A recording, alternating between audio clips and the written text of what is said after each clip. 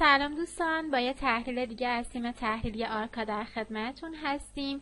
توی این ویدیو میخوام اتریوم رو با هم دیگه تحلیل بکنیم. الان چارت اتریوم تایم فریم 4 ساعته هستش.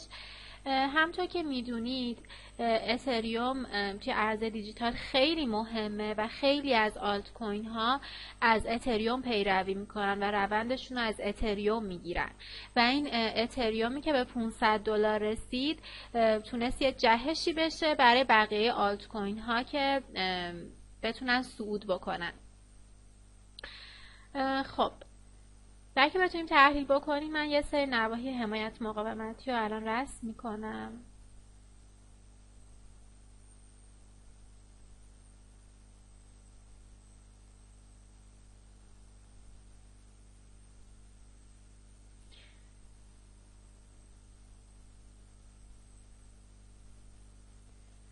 خب اینجا حمایت $480 رو میبینیم که به خوبی بریک شد و قیمت تا $500 که اینجاست دقیقاً تا $500 رسید.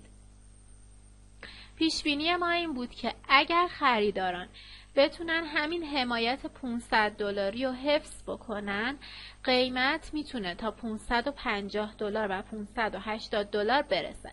البته قبل از اینکه من ویدیو رو ضبط بکنم این تحلیل کرده بودم که دوباره که اومدم ویدیو رو ضبط بکنم دیدم این کندل سبز رنگ اومد و حمایت بیش از حد خریدارا رو نشون میده که به سمت زیادتر شدن قیمت اتریوم هستش که میبینیم حمایت $500 کاملا حفظ شد و قیمت فاصله گرفت از این حمایت. پس احتمال اینکه بخواد برگرده به حمایت قبلی که $480 هستش خیلی کمه و این اشتیاق بیش از حد خریداران رو داره نشون میده. خب ولی تحلیل کلی که برای اتریوم هست اینه که اگر بیت کوین بخواد یه اصلاحی روی قیمت خودش بزنه میتونه، یعنی این توانایی داره که همه دستاوردهای آخر اتریوم رو خراب بکنه، یعنی همه این صعودی که اتریوم کرده رو خراب بکنه.